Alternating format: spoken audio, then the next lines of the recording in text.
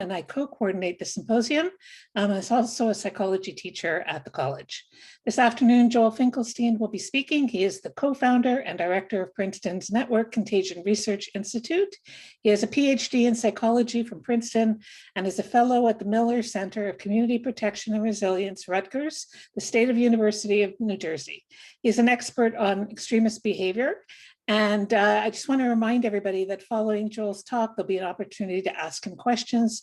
And all you have to do is please type your questions into the question box at the bottom of your screen. So Joel, the floor is all yours. Well, that's very kind of you. Thank you. Can you guys hear me? Yes. Okay, so first of all, it's a real honor to be here. And thank you, Marlene, for inviting me. I very much appreciate the invitation. And I relish the opportunity, to share with people kind of what our vantage and our tools and our methods allow us to see about the growth of anti-Semitism on social media and the kind of change that's caused for our globe. I think that in many ways, even though this feels like it's kind of something new and technologically interesting, I think in many ways, what we're seeing from our own data is that actually what's happening with anti-Semitism recounts an extremely old story. In fact, it might recount the oldest story there is. And going all the way back to like the myths and the narratives that Jews have about anti-Semitism, you start off with these ideas of industrial societies that reach their kind of peak. And with that peak actually comes an excess. These societies tend not to die with a bang. They tend to kind of like keel over with a whimper. So Egypt is like this kind of mythological example of that. And Egypt was a technological, industrial superpower with an agricultural fix in the Middle East that no other empire came close to possessing with the regularity of the Nile. And in the growth of its empire, it adopted a position towards Jews that Jews were, that as the text recounts, that these Jews, they're growing too numerous for us. That's a fear of replacement. And we're worried that they're going to team up with our enemies to bring in outsiders in order to uprise from the ground or stage a revolution. That's planting disinformation about a false revolution that Jews are secretly behind. Usually that involves them teaming up with some external enemy against some core empire. Okay, so the features of this myth are literally as old as time. And we see them playing out again, because I think in many ways we're in a new kind of technological maximum, a new age, a new empire where I think things have reached a rapid pace of advancement. So I guess the question for us is like, how do those two things interact? I mean, what is the relationship between technology and anti-Semitism? So, I like to ground these understandings historically before we get into the data. So I'll share with you sort of like how does the technology itself empower anti-Semitism? What's the relationship between these two things? Well, if you look at something like the printing press, right? This is a great example of where you see the technology, and especially communication technology, profoundly influencing society and shaping anti-Semitism. You had like the printing press emerge, and of course, the most important volume to come out of the printing press was the Gutenberg Bible. And that really was game-changing for Europe, because what ended up happening was you had volumes of the Bible circulating around that freed up the flow of information. Previously, you had groups of illiterate people who were in rigid, tight-knit communities, and information was really trafficked through a priest, essentially, who was one of the few literate people in the community. And then all of a sudden, you had a change where pamphlets began appearing, Bibles started appearing. People, eventually learned to begin to read. And so you can imagine what that meant. What that meant was that these rigid information sinkholes now were expanded and open. People could just communicate with each other. This was very abrasive and very destructive for the structure that had evolved around such a narrow information flow. The new bandwidth of information was a lot for people to be able to handle. And so the result of that is that the second largest volume that was produced from the printing press was called the Malleus Maleficarius. The Malleus Maleficarius is a witch burning manual. This was the first meme, the first malevolent meme. And wherever that meme went, they burned witches. And those witches were women, and those witches were Black, and largely, those witches were Jews. So what happens when you get this new bandwidth of communication is that you get a few people who take advantage of the fact that the institutions are not prepared to meet the new bandwidth of communication. And what they do is they erode the trust within those institutions by disseminating self-serving lies. That's called disinformation. The disinformation that they disseminate is extremely profligate, and it not only does it become all-consuming, these people have the ability to disseminate that information until everybody else becomes literate. And there's one lie that the people who are organizing self-serving disinformation need more than any other. It's a practiced lie. It's a lie about the fact that you're in threat, you're in danger. The danger has to be from something that's not just a kind of lowly goblin. It has to be something more malevolent, right? Because as these institutions fall apart, I need to make a mob. The mob I need needs to be the strongest mob there is. The threat it's fighting needs to be better than any threat you can imagine. So what better threat to imagine than the person who can never truly be defeated, who looks just like us but isn't like us, who he has to be doing something creepy. And I'm talking Invasion of the Body Snatchers creepy. He's looking to replace us, right? And he's privileged. That's literally the word that were used by inquisitors, by you name it. That's a kind of heralding angel of the decay of these institutions and these change points. And so the result is that the one enemy that they needed was the Jew. And they need that enemy most of all, because that gives you an enemy who is best of all completely durable and doesn't punch back, right? The Jews created a kind of system where they're not really into empire building. They're really into preserving a life that is focused on posterity, education, and internal dignity. The basis of that life is dignity with distinction. And so the result is that the hatreds against it are most demonstrably baseless. So when you have these changes in communication emerge, that's why there becomes a need for anti-Semitism. And so the result is that you have things like the Malleus Maleficarius, the invention of blood libels, the production in print during the Protestant Reformation of pamphlets demonizing Jews, and the use of mass media when we arrive at something like the radio and we arrive at mass television. We see that Nazis and others use this with great efficacy in order to create propaganda that organizes people in mass and in ways that they are largely incapable of recognizing. So with that, I'm going to give you guys a kind of like deeper dive into what's been happening online. And I'm going to show you a bit about how Jewish life is kind of at the heart of what's become, I think, in many ways, a contagion of hate, and something that's spreading in some ways that are uncontrollable. So how do we start off this conversation? How should we think about this? I think the way to think about this is that we're looking, the way that the NCR works is that we use machine learning tools to analyze the growth of contagious and extremist ideas within and between social media communities. And so let me share my screen with you. My cat's trying to jump in on our conversation here. Sorry about that. Okay.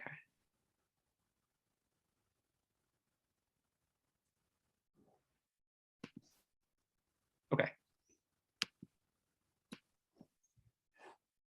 So these are the different groups that I guess are worth thinking about, and this is how we research them.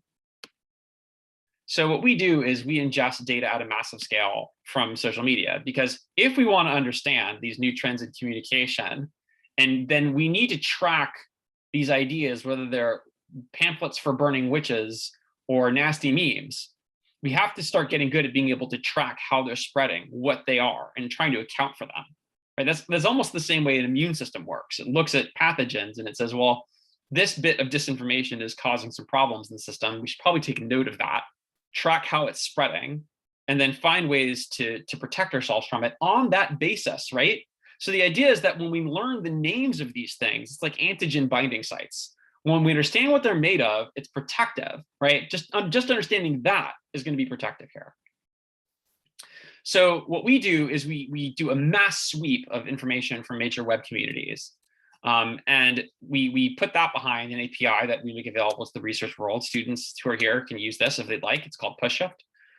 This tool ingests major communities entirely and indexes them so that the research world has access to these kinds of social media communities and can study them because they're not well understood.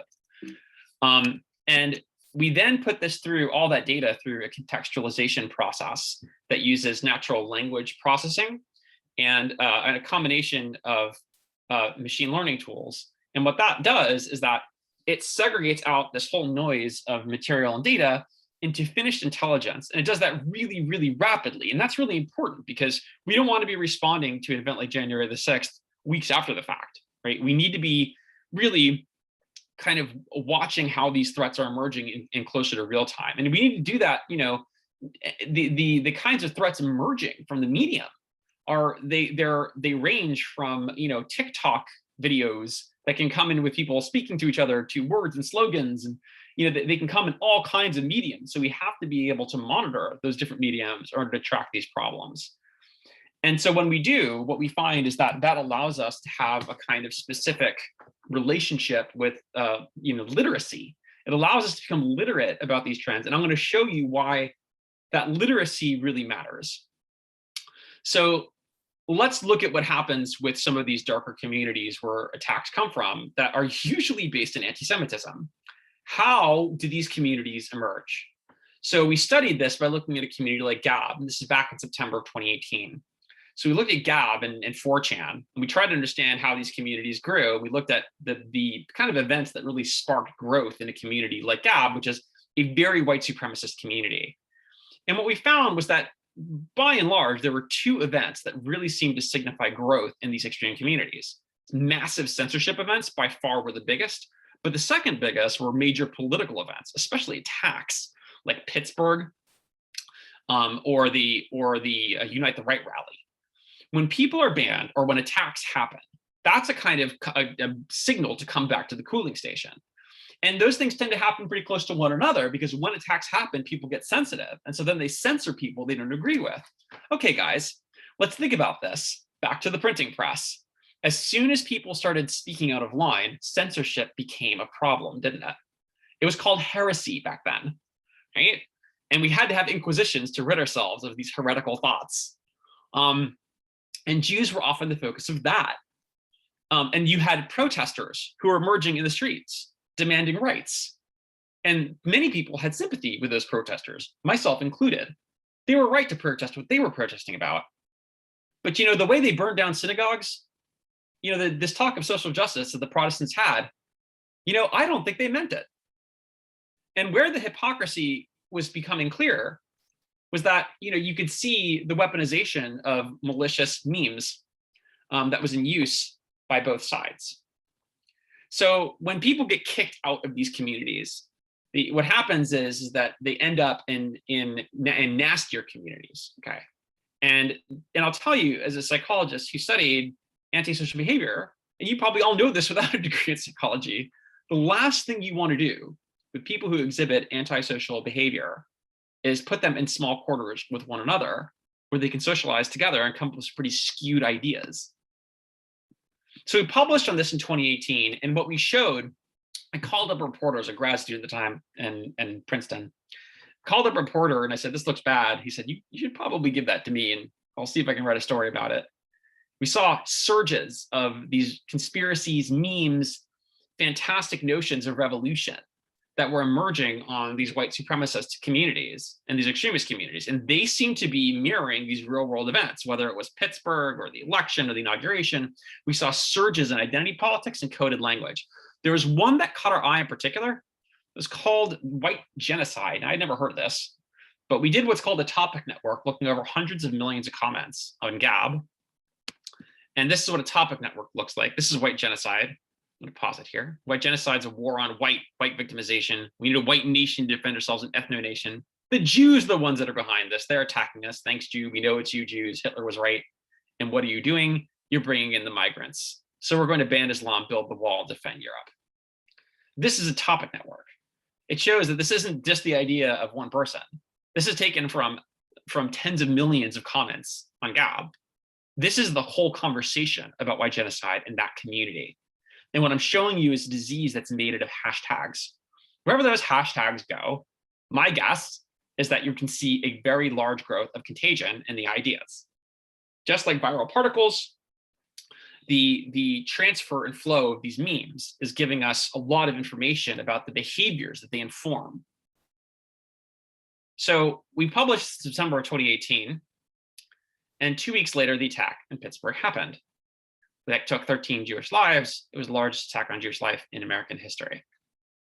And it came from the community we were studying. Robert Bowers was a member of Gab. He committed this attack because of his belief that Jews were teaming up with our enemies in order to import immigrants that would fight against us in the land. And he's using a lot of the coded language that showed up in those topic networks. So once that happened, we realized very quickly that we needed to make this more of a hobby than a hobby that grad students had. We found we could take these kinds of neuroscience approaches to understand this stuff, and that it seemed pretty predictive. Fast forward about a year later, and we saw a lot of the memes circulating from these nasty communities now showing up on things like military badges. So, okay, this is pretty perverse.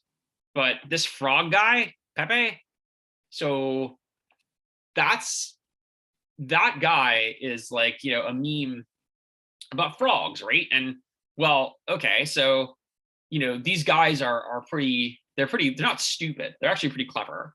And what is it about this frog they like so much? So it turns out that frog, they identify that frog with the frog from the Exodus story. I'm serious. They actually say this is the same frog god that they had back in Egypt. And it's a chaos god named Kak or Kiku. And the reason that they like Kiku is because Kiku was the god of the Nile that gave Egypt its power and was an amphibian, which means that he or she was ambiguous, could go between water and land. So the use of these ambiguous code words, you see, gives power. And that creates, in fact, a plague of frogs. This is stuff that comes right out of their mythology. I'm not making it up.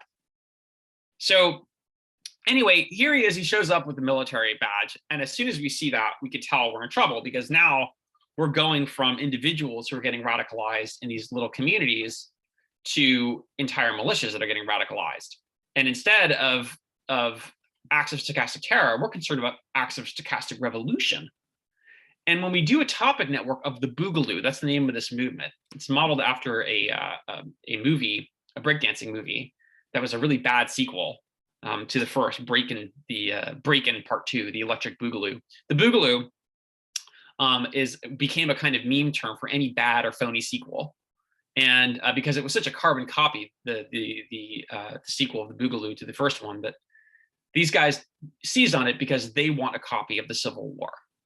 And they thought it'd be a memey, funny way to joke about that. So when we looked at the topic network of the Boogaloo, hundreds of millions of comments, we saw that there was an idea of a race war that was imminent, that these immigrants were coming in, that there would be a day of the rope revolution against lawmakers and law enforcement officials. This would be carried out by right-wing death squads, RWDs, this day of the rope, the DOTR. And this would involve street wars with Antifa and right-wing death squads. And they would be hunkering down in their bunkers, stockpiling ammunition in preparation for this.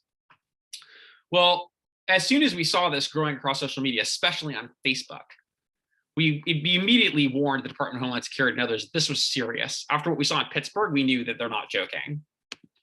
And as we're studying them, Mark Zuckerberg was sending us advertisements on Boogaloo, on Facebook, to actually join the Boogaloo and buy their 3D printed weapons. I'm serious. And so we were warning DHS and others. And 2 months after this came out, these guys started storming buildings. Once quarantine started, they started storming political capitals, right? So they were really trend-setting.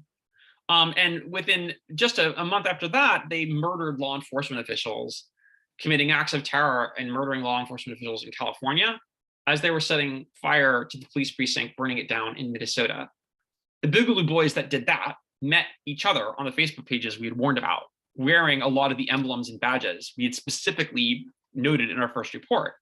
The thing to notice about these Facebook pages was that the Boogaloo kind of prided itself as an American project. You can kind of see that here, where the guy is saying, like, we're the real revolution, and he has the wig on, and there's the meme, but the frog. But remember, the frog's tricky.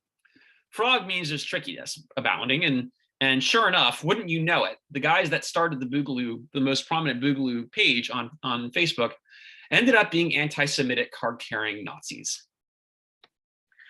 And so you could see their Nazi tattoos. In retrospect, it became clear that this was actually something that was developed by neo-Nazis in order to create unrest under the guise of a kind of fake meme American revolution. QAnon. So QAnon takes ideas from shtetl myths. They're literally rehashing shtetl myths, guys. They're arguing that Jews are drinking the blood of children, and they're forming a global elite in order to become pedophiles, and they're taking over the world through this kind of cabal. This is literally, textbook shtetl myths that have been recycled by QAnon. And QAnon is a really cryptic kind of conspiracy group, and it's one of the ways in which the disinformation environment and trying to understand these emerging threats is so important, because you have your individual actors, as I showed you at the beginning, you have your militias, and then you have your populist conspiracy groups like QAnon and others. And they all kind of, interact together. Like they end up all being able to interact very closely with one another. So back in June, we noticed that QAnon was developing a kind of militancy based on these anti-Semitic myths. They had a whole kind of like apocalyptic myth, just like the Boogaloo did. And they started calling themselves Q Army. They were militarizing. They were sending out military badges, right? And they had battle flags. They'd even developed a battle cry where we go one, we go all, WWG1, WGA. Guys, that's an all at once go signal. So now we have this populist conspiracy group that is founded on anti-Semitic myths, that's exploding in popularity, that has created secret coded language with a communicative language with the president, right? On Twitter, they're communicating back and forth. Now, it's worth knowing that, going back to our original myth and the story of Exodus, one of the things that Pharaoh says to the people is, come, let us be clever. That's literally the word he uses. Let's be clever with them, right? Let's be tricky with them, shall we? Let's use coded language, shall we? And what's interesting to notice about this is that that's really prevalent in the interaction between these conspiracy groups and political leadership, that both end up working together on these memes, right? Just like kings and the populace used to work together against Jews as middlemen in Europe. In very similar ways, there's a tension where when people become aggrieved, they need somebody to blame. The memes allow them to single out some people in particular. Where we go one, we go all. And the apocalyptic myths of QAnon would grow into the events of January the 6th. Many people, in the analysis that we did on this subject on January 7th, we published a paper basically arguing that the enactment of the occupation of the Capitol, the storming of the Capitol, was fundamentally something that was 6 months in the plans. This has been developed with an idea with the Great Awakening that they would go and seize these lawmakers, many of whom were elite, many of whom were pedophiles, drinking blood, etc., and they would send them to jail in Guantanamo Bay. They would arrest or murder them. And the cues that were used in the coded language that we saw were praying, they were really kind of cueing that situation. They were building that situation, baking it in. It was the mass enactment of a conspiratorial fantasy. We were so worried about this in June that this is how we ended our report. QAnon, and because look, guys, well, I'll get to the look in a second here, but just to say it as it is, at the end of that report, we wrote, hey, QAnon conspiracies are doubling. They're getting really big. They're militarizing now. They have an all at once go signal, just like the Boogaloo. And they're talking about an ominous apocalyptic conflict. We've seen this movie before, right? We know where this is going. And these trends denote a dangerous change in the conspiracy towards the potential realm of revolt. We were so worried at this point that we actually called the executives at Twitter, like, hey guys, probably you should do something about this. And by the way, these guys are really pulling on these shuttle myths like George Soros, and we showed them all that and we shared it. And let me tell you something, like they didn't listen at all. This is the other thing that is really frustrating with this report, is that like you can see this stuff coming. It's like watching a train wreck in slow motion. And so getting back to the look, what's the look about all this? The look is the thing that gives it away is the anti-Semitism. As they're sitting there conquering the Capitol, you see guys wearing, Camp Auschwitz shirts. You see people like, you see this kind of indicator. I think we need to start understanding anti-Semitism differently. It's not the hate. I mean, it is the hatred of the Jews, but it just so happens to be the hatred of the Jews. I'm wondering if maybe a better way to think about it is it's a kind of civilizational disease about Gentiles. And it's like when things start really falling apart, it shows up like a poxmark, right? And it's not even a study about us. It's not, it has so little to do with Jews. It's fundamentally about how these empires like crumble. So the thing is, through each of these prisms, through each of these kinds of venues, the thing to notice is the anti-Semitic component. That's what kind of gives away the rest of it. Finally, and I think this is worth saying because I'm convinced that the field that I'm in has this very significant problem. And part of the problem that it has is that it's not being realistic about the extremism that we're facing on the left. Like the extremism that we're facing on the left is real. A lot of it is driven by Marxist ideology. For any of you who know much about Marxist ideology, you should know it's an ideology that is motivated against privilege, right? And it claims not to be anti-Semitic, but fundamentally in practice, it ends up being that every single time, wherever it's implemented, forever. So we detected surges in anarcho-socialist code words during the events of George Floyd. And these are largely revolutionary ideas about the abolition of police, that all cops are bastards, ACAB. And they're tied to themes of American insurrection and bestializing code words like make piggies squeal. Like that doesn't seem to have a lot to do with racial justice. There was a 500% increase in activity in the communities that we were studying on Reddit. They have their little cloistered communities of their own. And they're also passing around 3D printed weapons. And they're also passing around recipes for thermite. It's pretty chilling how much we're willing to ignore about this stuff. And like, a lot of the ideas that you see here, you see a lot of anti-Zionism that's mobilized by this. And that makes sense because anti-Zionism is a very staid diet for ideas about in communism in general. The communists want the abolition of all states except for a kind of communist super state, right? They want states to erode, and they want a kind of socialist order, utopian socialist order to exist. So therefore, they're against states in principle, and there's one state in particular that they're against exactly, and wouldn't you know, it happens to be a Jewish one.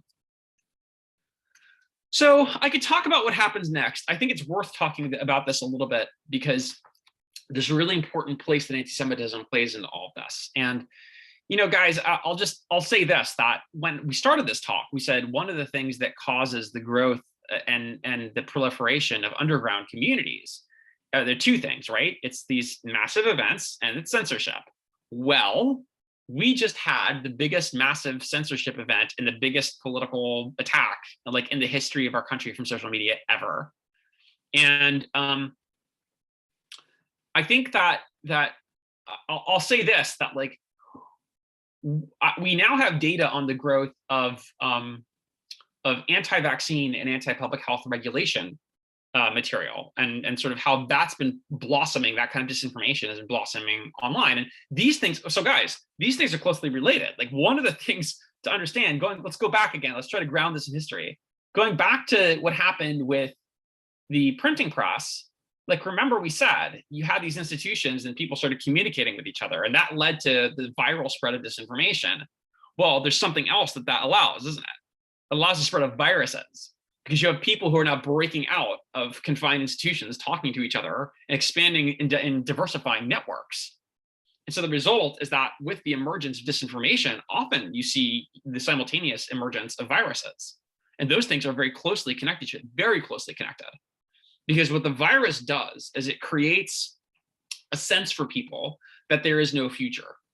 And that feeds into the disinformation. Remember, the disinformation is about who can get the biggest mob, right? It's not about the truth. It's about the truth on the ground. How do I convince people they're at risk? Well, what meme can I use to really seize on that? It's anti-Semitism, right? So anti-Semitism fluctuates with viruses, and it fluctuates with disinformation. And these communities, so all of these things are kind of historical indicators for the growth of anti-Semitism. And wouldn't you know it, a lot of the memes that we see, so I can kind of skip to the chase here. We've created, we looked at what we're calling a kind of contagion of institutional distrust. And we want to understand where that distrust, the idea that the institutions, just like the Catholic Church, are kind of falling apart here. So to try to understand this, we looked at two forces that have been very successful in deteriorating trust in democracy. Parler is a community that was started by the same funders who gave us Cambridge Analytica, the exact same political funding network, the Mercers, very powerful group. And Cambridge Analytica has had, obviously, a very powerful impact on our democracy on the basis of digital disinformation. Well, then there's 8chan. So it was 8chan. 8chan's like this place where this little thing called QAnon came out of 8chan, right? So these are really powerful forces. So the question is, what are they doing now since the election? Well, they're talking about a new world order. That's what they're talking about. On both of these communities, the NWO New World Order surging since the election. The New World Order is actually a myth that was started by the John Birch Society. And wouldn't you know it, it had its roots in anti-Semitic thinking. Stop me when this sounds familiar. And the idea is that you have a global elite that are trying to take over the world. And this was an inspiration both to secret societies, but also to sort of militia groups later. And it was instrumental in the Oklahoma City bombing and a lot of other ideas that were kind of inspired by fear of a new world order that has sinister Jewish kind of undertones, amongst other things. So we started using, like, mapping what was happening with the New World Order, and we could see that, like, it was becoming eerily specific. It went from a kind of rogue gallery of villains in the Topic Network to something that was all about, like, a globalist takeover that was responsible for all the censorship, responsible for the fact that we lost the election. We finally have somebody we can blame, right? And they've staged a coup. They've dispossessed us from our extremist desires. And wouldn't you know it, like, the NWO went from being a rogue gallery of villains, now they're pedophiles, right? So the groups that we were studying were kicked off of these online spaces en masse. You're not allowed to use QAnon hashtags anymore. So now they're all coming together under one umbrella that's focused around the New World Order and that family of myths. So just like in the generic nature of that, like, I'm against tyranny, I'm against globalism. Like, how do you censor that? Because when you censor it, you prove it, right? That's the whole point of that myth, is that it's generic.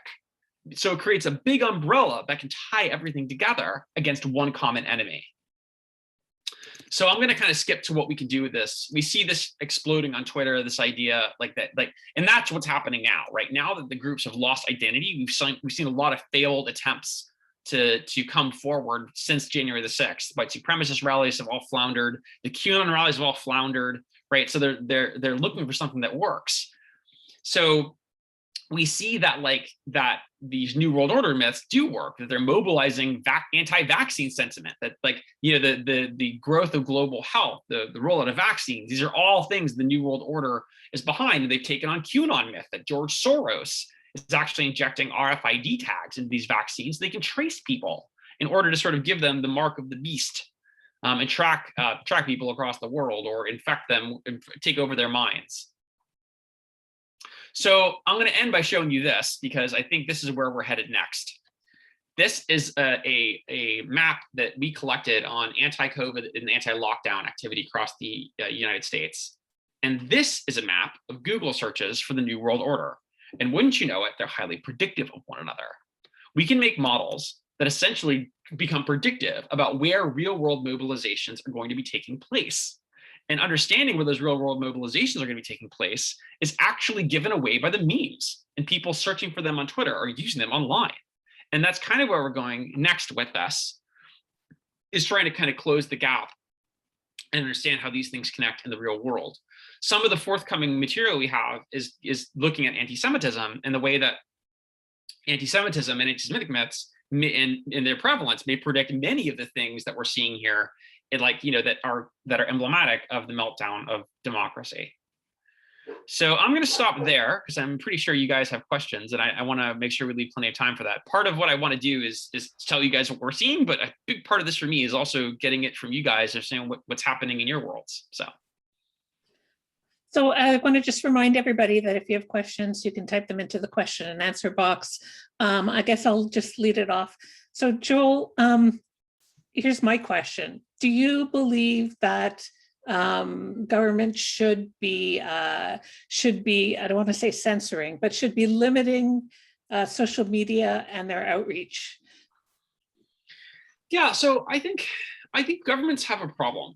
And the problem that governments have is that the governments that try to control the flow of information on social media too strongly end up becoming places like Russia and China. And these places will not suffer competition in the market of disinformation.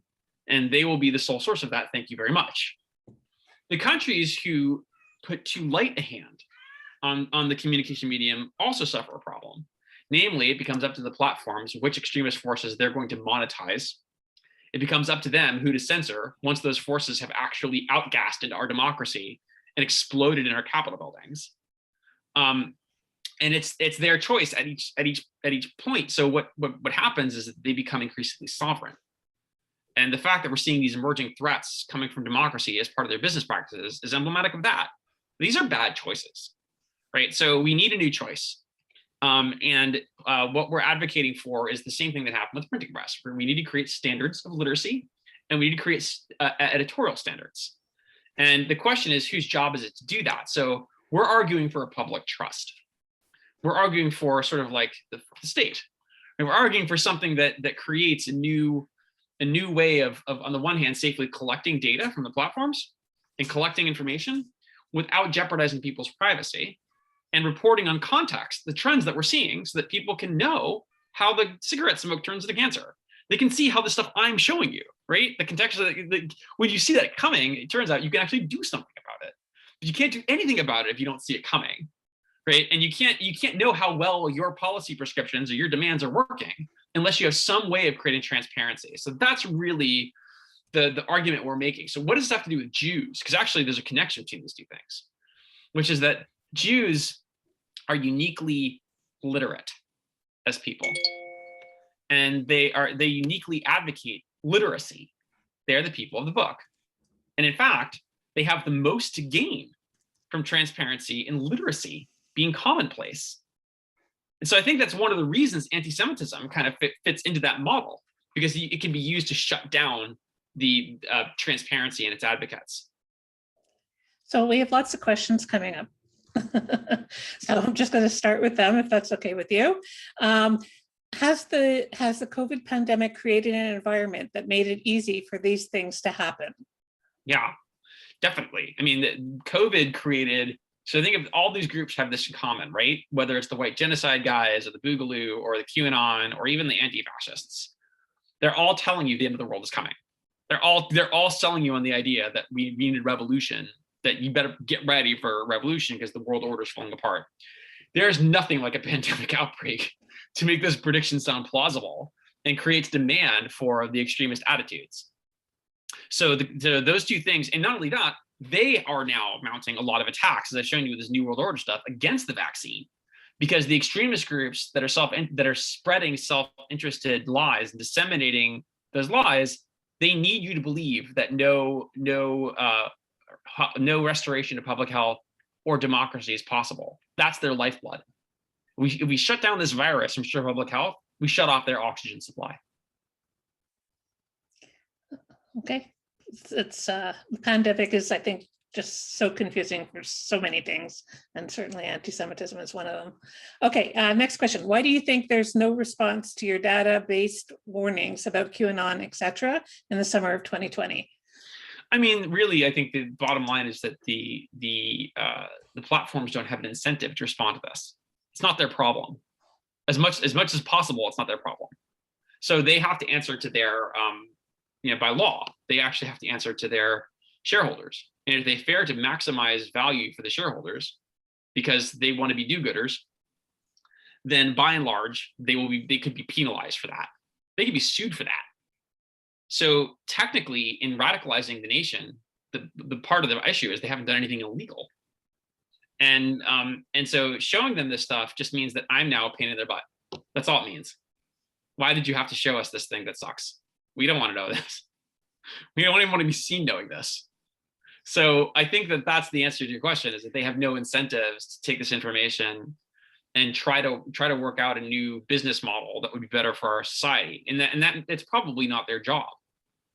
So yeah, I'm happy to talk more about that because I think it's a really important question. But I have another question about that as well. Go ahead, Marlene. So it's a similar type question, why Facebook and Twitter and so on do nothing when you present them with evidence saying that this is happening.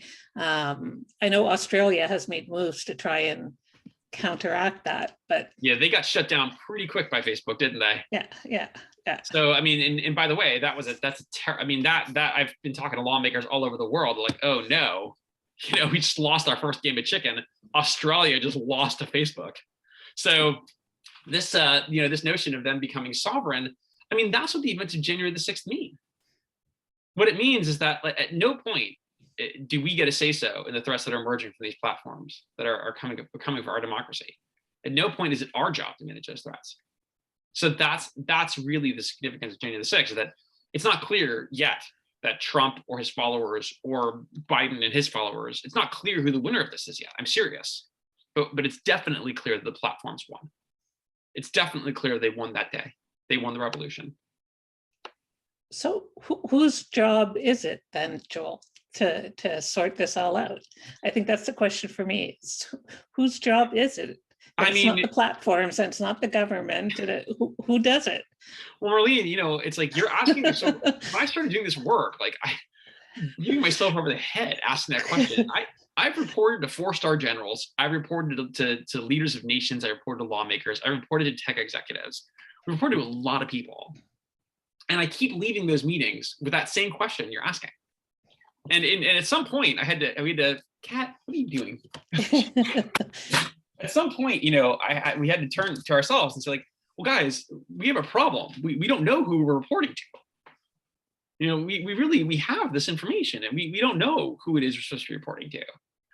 I think it's starting to become clear, and it's really funny. Like, we're reporting it here.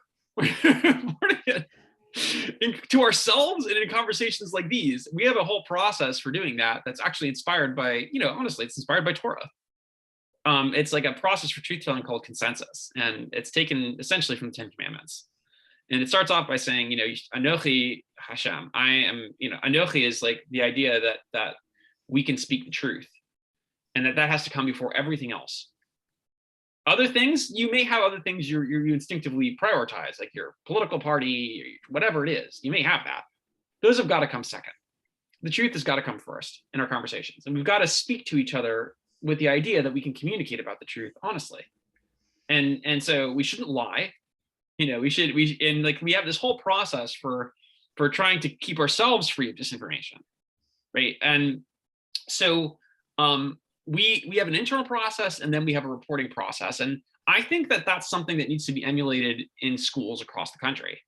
That we need to see this in civics courses, where we take these conspiracies out of the online world and into the civics course. We can talk about them, because otherwise what's happening is we're in a situation where when we go online, we're letting a bunch of tyrants from some foreign government or extremists decide how we get to speak to each other.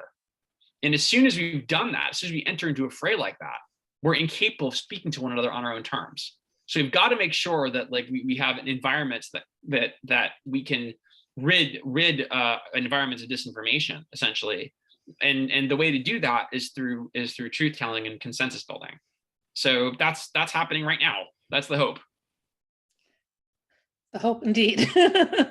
Okay, so another question. Do these extremist communities nowadays relate to World War II, specifically were the Nazis' behavior sort of blueprint for what's going on today? That's a great question. So, I mean, the answer is in short, yes. It's happening kind of, everyone I describe it as a kind of feeding frenzy of that kind of behavior. And it's not just by a coordinated group. I mean, the Nazis had a kind of institutional power that was like, that was very top down. I mean, they had the best of sociology to enable their propaganda. They had the Einsatzgruppen, which was no joke. I mean, it was a really serious organization. And it was really chilling because they took the factory and they turned that into a pogrom, right? So that was the challenge. It was an engineering challenge that they faced. And really, international law hadn't caught up with that challenge. No one realized that would be a challenge. So why did I call this talk the digital pogrom? Because my sense is that where they needed trains to industrially take people to camps, well, now, like industrial automation, that's like yesterday's news. Now we have apps for that, right? Anybody can do it. And the idea that you need an Einsatzgruppen, well, that's also kind of yesterday's news. Now we have platforms. And we have like, things that like QAnon, that can create MMORPGs, massive online role-playing games, and multiplayer. And the anti-Semitism that comes through, right? It's being cascaded through like a meme, and the result is that you're going to have something like a Pittsburgh every weekend, right? And it's coming from everywhere, and it's going to be looking like it's everybody. You have state actors and bots and conspiracy groups, right? And just like with the Nazis, the idea is that you have at heart this notion that I'm just a bureaucrat. I'm just a guy doing my job. That nobody's responsible, right? No one's responsible for that. And I think that's where this could be headed. I think that means that Jews, whether they want it or not, have a very special place in this conversation, because we understand what's possible in the most macabre imaginings of people who can resort to bestial behavior, and we have an obligation to stand against that. It's actually existential. We stand with that, or we don't stand. Your words are also powerful, Jeff. Okay, Joel, I'm sorry. Okay, so one last question. Thanks for your great work, she says. You might not know that last night there was a largely massless protest right here in Montreal against curfew and anti-COVID measures that devolved into anti-Semitism and violence. So vandalism, yeah. Actually, could you send me that link? I would be very interested to know that. Sure. Yeah. Judith, if you wouldn't mind sending that to Marlene to pass on to me, that would be great. Because I actually am keenly interested in what's been happening with COVID in Canada. I know that the vaccine has been a complete debacle with you guys, but I also understand just from our research that like there is so much disinformation around COVID in Canada. It is unbelievable. I thought we would be, because I know Americans, like I thought we would be contaminating you guys disinformation, but I got to say, you guys have beat us hands down.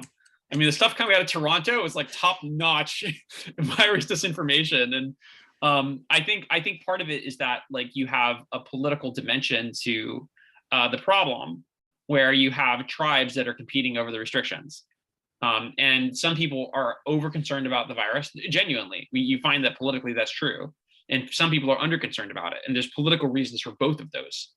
And it's a real problem because you have politicians that are concerned about this, imposing restrictions, and literally like wrapping themselves in the flag of the COVID restrictions, right? So like they associate themselves with the vaccine, with the cure, with public health. To attack them is to attack public health.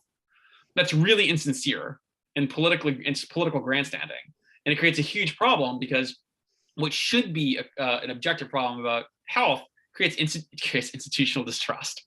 Right.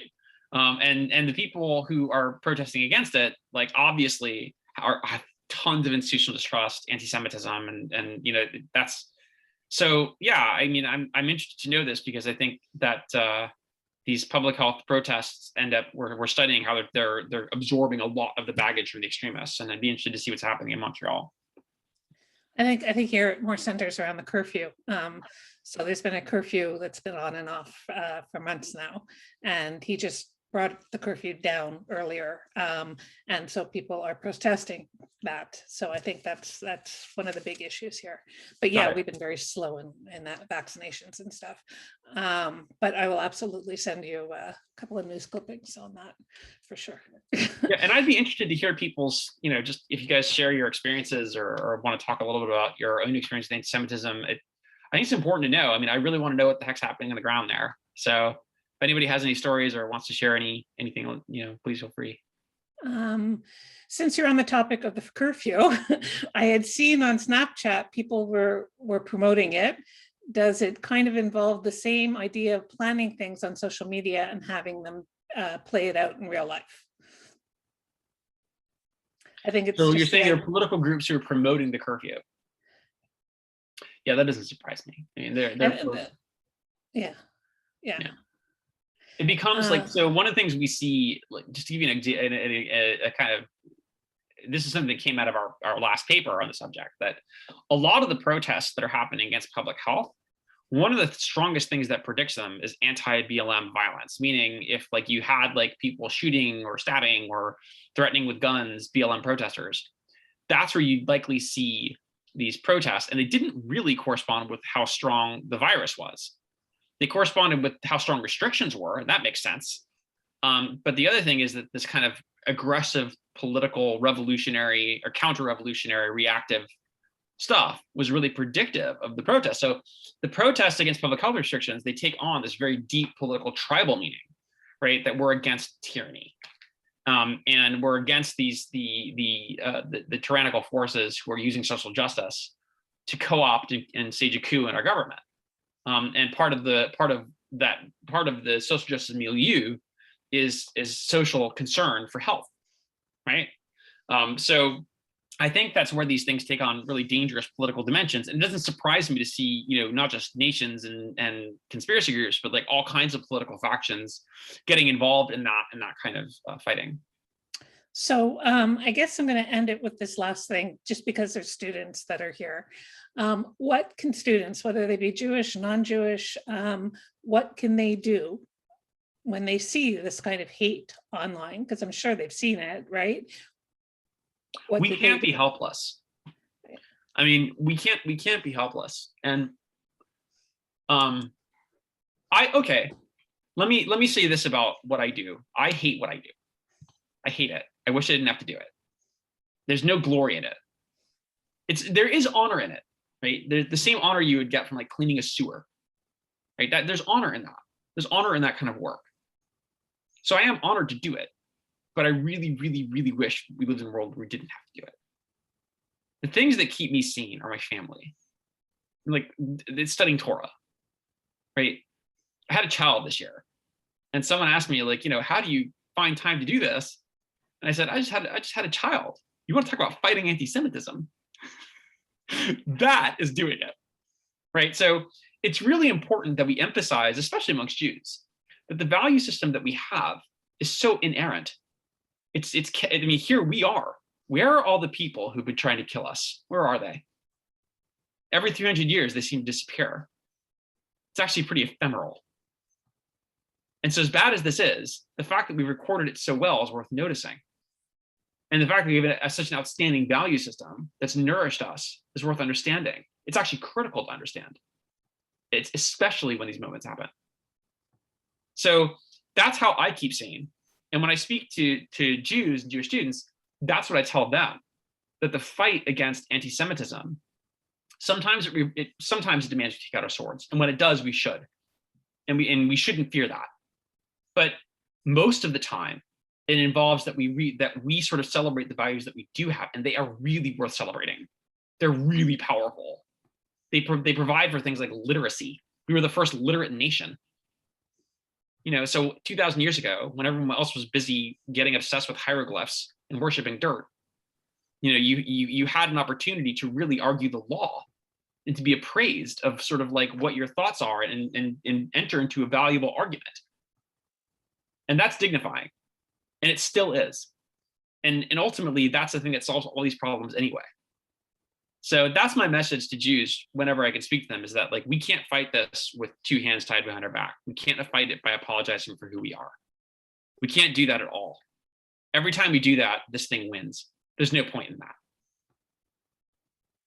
Thank you. Thank you for participating. I really do appreciate it, Joel. I'm sure everybody appreciates the work that you do, and for coming to visit us and for talking about the work you do. Thank you, Marlene. It was a great privilege. I always enjoy these opportunities. Yes, it's a great privilege for us. Thank you. And another audience member also says thank you very much. So on behalf of everybody, thank you. Have a great afternoon. Bye. Bye, everybody.